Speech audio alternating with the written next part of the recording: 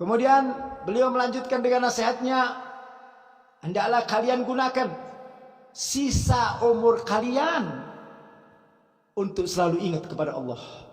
Sisa umur kita sekarang, sisa umur seberapa? Udah nggak banyak sisanya. Antara kita hidup di dunia sama menunggu kematian, lebih dekat kemana coba? Kematian. Udah sisanya, udah sisa. Namanya juga sisa. Di sini katakan baqiyatil umur, sisa. Namanya juga sisa. Kita kalau makan ada sisa, berarti sedikit atau banyak? Nah kalau sisa teh sedikit, nggak ada. Kalau banyak teh bukan sisa namanya, masih utuh itu. Ya kan? Nah hidup kita di sisa. Sisa berarti sedikit. Nah kalau sedikit, perhatikan betul. Kita punya umur sudah tinggal sedikit. Nggak lama lagi di dunia. Udah cukup, udah lama. Orang yang umurnya 40-50. Udah 50 tahun. Udah 50 tahun hidup di dunia. Masya Allah, 50 tahun. Masih mau nambah lagi. Nah, pingin panjang umur terus. Udah 50 tahun. Berarti sisa berapa? 10, 20, 15. Nggak jauh dari itu dah. Udah. Beliau katakan gunakan sisa umur kalian. Mau kapan lagi kembali kepada Allah? Ya, mau kapan lagi? Ya kan, sisa umur ini gunakan untuk zikir, gunakan untuk sholat jamaah, gunakan untuk baca Quran, gunakan untuk istighfar. Ya, nah, jadi supaya ada keseimbangan. Ya, manakala kita terjerumus ke dalam perbuatan dosa, ya langsung istighfar, mohon ampun. Ya, baca Quran. Sisa umur kita nggak banyak. Ya, sisa umur kita teh. Nah, apalagi yang udah tua-tua teh, udah kepala 6, udah kepala 7 teh, mau kemana teh? Ntar lagi udah wassalamualaikum. Jalan ke masjid yang ngos-ngosan. Benar enggak? Masya Allah. Wa alaika bidzikril maut. Dan hendaklah kalian selalu mengingat kematian.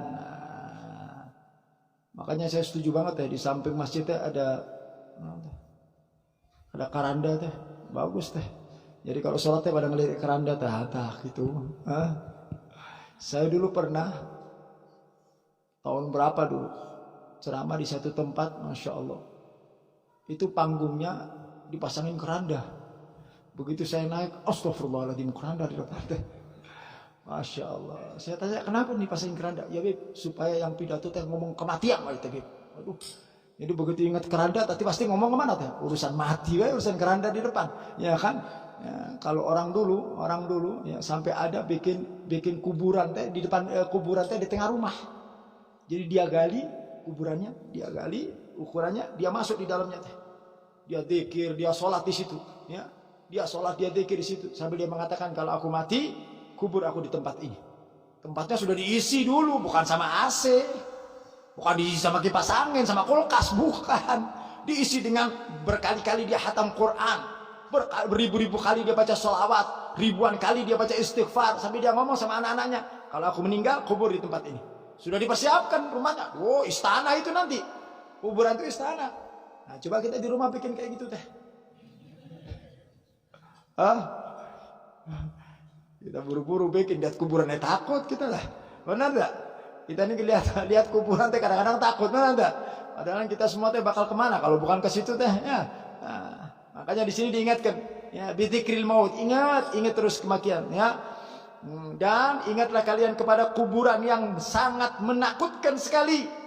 Kuburan yang sangat mengerikan. Kata Nabi SAW, tidak ada tempat yang paling menakutkan kecuali kuburan. Itu tempat yang paling menakutkan kata Nabi. Ya?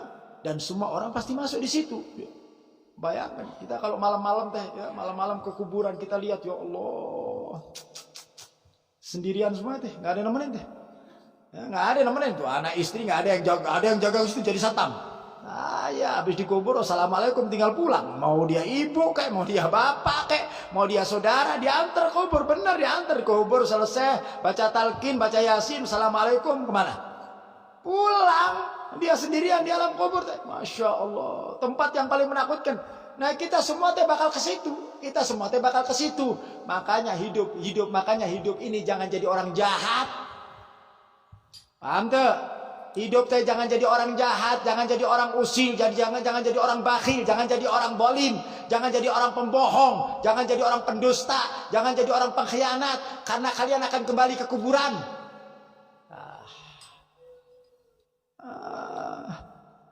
Kalau kita baik, untuk kita kebaikan itu Kalau kita waktu di dunia menanam kebaikan, ibadah sing ketol, ngaji Quran yang banyak, amal ma'ruf, sedekah, itu yang untung sah. Kita nanti di alam kubur, kita bakal sendirian di alam kubur. Jadi kebaikan yang kita lakukan, untungnya tuh ke kita, kembali ke kita. Kita yang untung. Sebaliknya, orang jahat, orang zalim, ya, orang yang tukang maksiat, itu artinya dia nggak sayang sama dirinya. Nanti di kuburan dia akan mendapatkan balasan. Mau minta tolong sama siapa? Ingat kematian. Nah ini wa alatil hamli ani hamlil mait. Ingat sama keranda, benar teh, keluar ada di dia teh. Makanya setuju banget teh keranda ditaruh di samping masjid teh. Benar, biar jamaah teh pada lihat keranda teh. Orang-orang lirik keranda teh. Ya, kita bakal digotong. Hari ini kita ngegotong orang. Kemarin ngegotong saudara. Dulu ngegotong ayah ibu kita gotong. Besok, besok saya yang digotong teh. Kita bakal digotong. Ikut mandiin orang mati. Oh, mandiin kita. Besok kita dimandiin sama juga begitu. Tinggal kita teh tunggu giliran. Kita ini tunggu giliran. Ya. Ini yang jalan-jalan duluan teh. Sebentar lagi teh. Kira-kira orang kalau tunggu giliran teh maju mundur. Maju orang kayak antri beli karcis kumaha teh. Beli jalan. Kita teh maju. Lama-lama sampai di loket karcis itu. Kalau udah di loket, ceburin ke situ teh. Masuk ke kuburan. Enggak. Kita sekarang ngegeser tiap hari. Nah, kalau kita nggak punya pegangan, kalau kita nggak punya amal, kalau kita nggak punya bekal, sedangkan kita terus mendekat, bekal kita teh mana? Bekal kita teh mana? Ya, jadi tiap hari tanyakan sama diri kita, kita ini udah punya bekal belum? Persiapan kita menuju kematian ini. Ya. Ingat yudzakirukal maut wa yudzakirukal akhirah, ingat akhirat. Ya. Orang kalau sudah ingat mati, ingat akhirat, maka dia tidak menggebu-gebu urusan dunia. Kita nggak terlalu ngurusin dunia betul. Kita mikirin juga mati. Dunia diurusin, kumpulin dunia, ujung-ujungnya mati. Udah capek-capek nyari dunia dapat, ditinggal.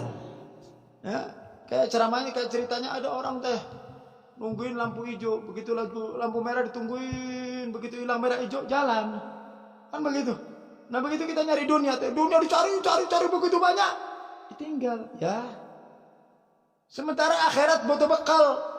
Ya, akhirat butuh bekal. Dunia ini tidak akan lama akan kita cari. Silakan cari dunia, tapi perlu diingat, kalian ini butuh perjalanan jauh, perjalanan panjang, itu akhirat. Maka di sini dikatakan ingat kematian, ingat akhirat. Orang kalau sudah ingat kematian, ingat akhirat, dunia dia kerja, dia cari, tapi tetap tujuannya adalah akhirat. Jadikan dunia ini untuk akhirat. Punya ilmu, amalkan ilmunya. Punya kepintaran, amalkan kepintarannya. Punya rezeki, amalkan rezekinya. Itu semua tabungan untuk akhirat. Tabungan untuk akhirat itu semuanya. Makin banyak kita mengumpulkan untuk akhirat, makin besar peluang kita untuk mendapatkan ridhonya Allah Subhanahu wa ta'ala.